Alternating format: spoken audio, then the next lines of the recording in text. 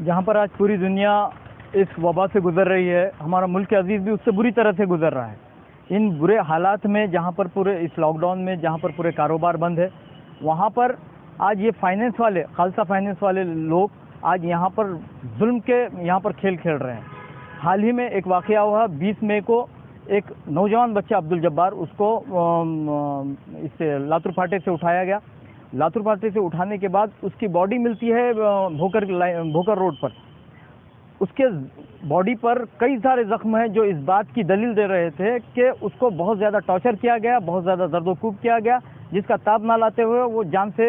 उसकी जान चली गई।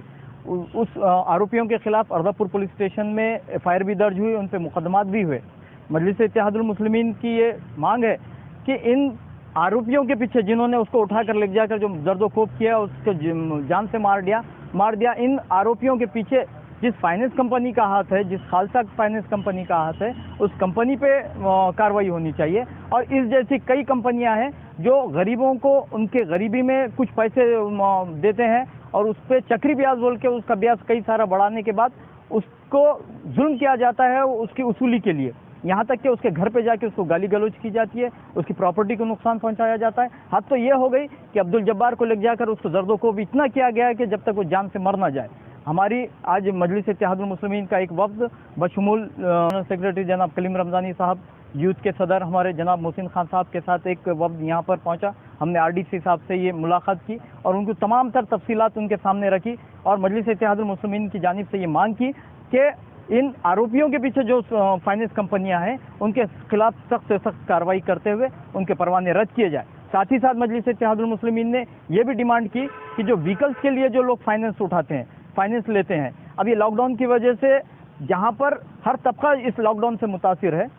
कुछ 2 हफ्ते या 3 हफ्तों के पैसे जो व्हीकल्स के रुक जा रहे हैं, तो ये फाइनेंस कंपनी जुल्म की इंतहा करते हुए उनके घरों से व्हीकल्स उठा कर लेके जा रही हैं। हमने प्रशासन से ये भी मांग की है कि इनको एक आदेश जारी किया जाए जिसमें उनको ये ऑर्डर दिए जाए कि इस लॉकडाउन में इस तरह की हरकत ना की जाए, उनके व्हीकल्स को सीज ना किया जाए। ऑल इंडिया मजलिस इत्तेहादुल मुस्लिमीन की जानिब से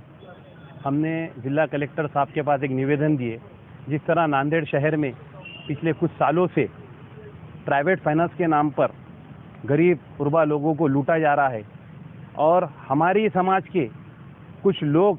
वहाँ पर जाकर दलाली करते हैं और जो गरीब गुरबा लोग, गाड़े वाले, रिक्शा वाले, जिनको पैसों की ज़रूरत है, उनको वहाँ ले जाकर 18%, 20%, 15% से ब्याज से पैसे दिलाया जाता है और किसी शक्ल में वो शख्स ने अगर पैसे नहीं भरा तो उसको उठाकर अपने प्राइवेट जगहों पर ले जाकर मारा पीटा जाता है। नांदेड़ शहर में ऐसे कई वाक़ये का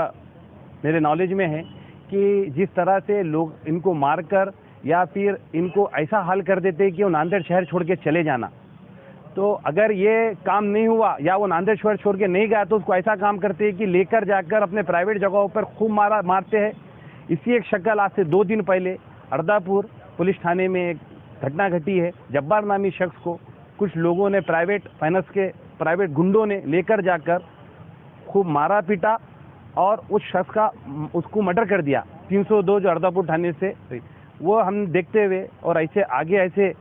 घटना नहीं होते हुए हमने SP साहब नांदेड़ और कलेक्टर ऑफिस नांदेड़ को एक निवेदन दिया है और निवेदन देकर जनाब हमारे जिला सदर जनाब अमजद साहब, कलीम रमज़ानी साहब, मराठवाड़ा जिला जनरल सेक्रेटरी के साथ जाकर हमने ये निवेदन दिया है और अल्हम्दुलिल्लाह हम ये मांग करते हैं कि जल्द से जल्द ये प्राइवेट जो फाइनेंसर है इन पे कार्रवाई हो और इनके रजिस्ट्रेशन चेक करें कि रजिस्ट्रेशन इनके है या नहीं है, और इनके अगर है और ये अगर हरकत हो तो इनके जल्द से जल्द इनके रजिस्ट्रेशन रद्द करें, ऐसी हमने मांग की। आश्वासन दिया गया यहाँ पे जो मर्डर हुआ वो लड़के का, अब उसके परिवार वाले तो बेवा हो गए, लेकिन क्या